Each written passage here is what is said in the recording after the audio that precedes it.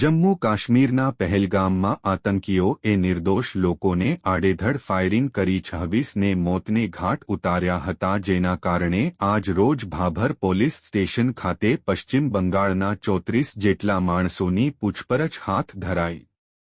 બનાસકાંઠા જિલ્લાના Bhabhar police station દ્વારા સરકારશ્રીના આદેશ અનુસાર બાંગ્લાદેશી સર્ચ ઓપરેશન દરમિયાન 2 અલગ અલગ ટીમો બનાવીને પશ્ચિમ બંગાળના માણસો સોનીકામ અર્થે રહેતા હોવાની હકીકત આધારે ભાભર પોલીસ સ્ટેશન દ્વારા 34 જેટલા ઇસમોને ભાભર પોલીસ સ્ટેશન ખાતે લાવી પૂછપરછ કરવામાં આવી તથા પશ્ચિમ બંગાળ ખાતેના તેમના મૂળ સરનામાની ખાતરી તપાસ કરવા પોતાના મૂળ વતનના પશ્ચિમ બંગાળના પોલીસ સ્ટેશન ખાતે સરનામાની ચોકસાઈ કરવા બાબતે કામગીરી હાથ ધરવામાં આવી। રિપોર્ટ ભરત ઠક્કર, ડીસા, બનાસકાંઠા।